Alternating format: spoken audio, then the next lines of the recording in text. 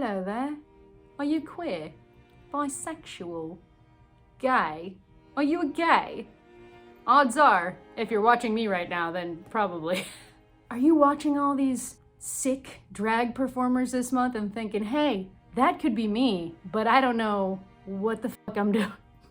Have you been recently subjected to drag kings and you're thinking about getting in on this? I can help. I'm one of those. I'm that guy.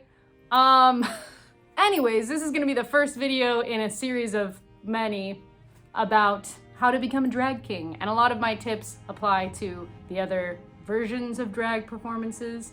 So stick around, you might learn something. Today's lesson is regarding personas.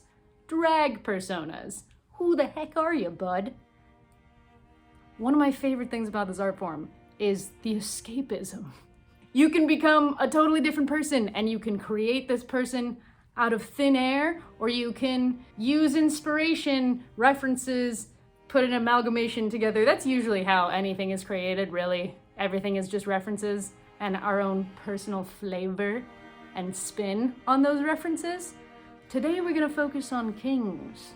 The three categories that I have for you to draw inspiration from are going to be positive male influences, a father type, just some cool guy, I don't know, punny names, because this is drag and you know that is fun as hell and it's campy, and music genre, like what kind of songs are you going to be performing and do you want to create a character more based around that? You can always like change it up down the line, but that's always a fun sort of direction, again, if you are directionless.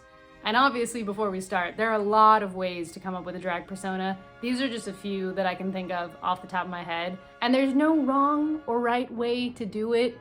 You just gotta do it, you know? Number one, back in 2018, when I was first starting in my drag journey, I looked at myself in the mirror and I looked at my hair and I was like, who would I look like as a dude, right? Definitely my dad in the 70s. So my dad was a musician in the 70s and he was very obsessed with like the British rock bands at the time. And you know, some of my favorite bands and my favorite genre is like 70s glam rock.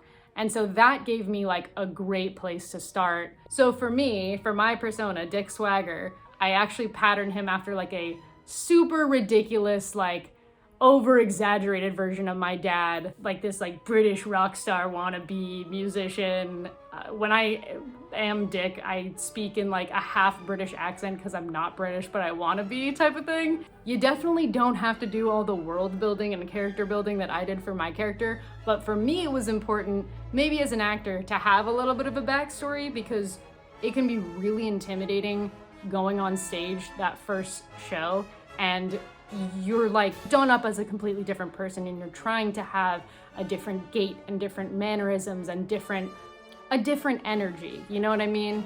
That backstory that I built for myself of, all right, I'm gonna be like a British rock star wannabe musician, androgynous glam rock douchebag. That gave me an entirely new presence and energy to walk out on stage and have that confidence performing that type of masculinity. No matter what gender you're performing on stage, whether it's masculine, feminine, or fluid, drag creature type of thing, I think it's important for your drag character and your drag persona to have a different energy, a heightened energy, whatever that kind of energy may be, okay? Okay?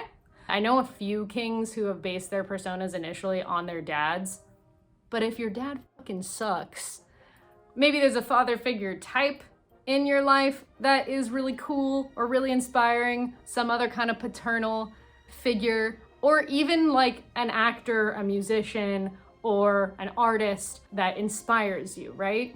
Right? There's a lot to choose from. You don't have to just start there. So in thinking about these other men or masculine figures that inspire you, and thinking about maybe like artists or celebrities or musicians or actors or whatever, we're gonna get into the second category, which is punny names.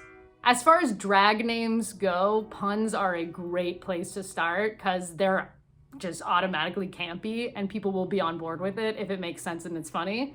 Like Will Rider, like Will Ride Her. There's definitely better ones out there, I really can't think of any right now. My mind is like blanking. Those are always funny. Try to not make it so obscure that people don't get like the pun. The more obvious it is, the funnier it is, I guess. So you got like the punny names, and then you got the parody names.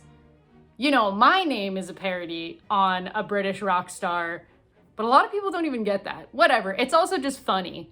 So it works both ways. There's like my friend Skirt Cocaine, Kurt Cobain. So yeah, you can take like a famous masculine name and then do a parody of it. Or you can take a feminine name, because that fucking works too, because Manny Oakley did that. Manny Oakley right there.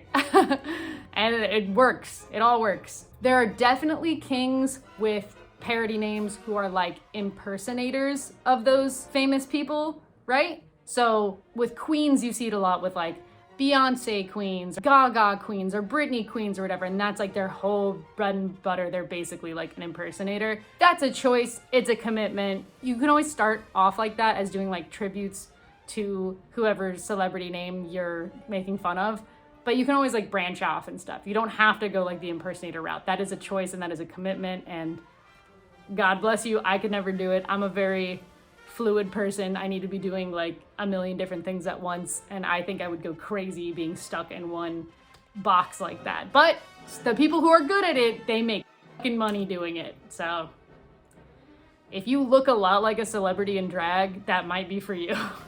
And now we're at number 3, and that is music genre.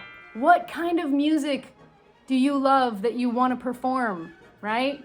Again, for me, 70s glam rock, that is very common with drag kings, I think, because there's so much fluidity and androgyny that, I mean, most of the drag kings I know are non-binary, but like, still, it's fun to play with like the masculine and feminine aspect of it. So for me, glam rock just made sense. I definitely started off doing more 70s inspired numbers, but I really haven't done as much as I thought I was going to. I thought that was going to be like my whole brand and I was only going to be doing glam rock. And then it's like, no, I really don't do it as often as I could. I do a lot more 70 inspired bands than I have actually done bands from the 70s. You know what I mean? But again, it all works. And because my name is also a pun as well as like a parody, sort of, I can kind of get away with just like doing whatever I want, which is exactly what I want. So I like it. It works for me. I mean, my other favorite genre is like emo, obviously. I could have very well been Gerard Slay. I don't think that's taken. Why isn't it taken? Anyways, I do like a lot more My Chem than I do anything else. But they're very inspired by 70s glam rock, so whatever. It's just darker, which is exactly everything I crave.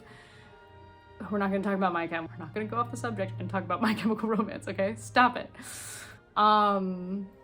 Anyways, so you can definitely kind of build a character or get inspiration for character names based on the kind of songs that you want to do. I want to see some more pop punk kings making fun of like pop punk bands. Come on, man. We're all doing it. We're all doing pop punk. I feel like most of us are. I mean, most of the drag kings I know are millennials, and so that's just kind of par for the course.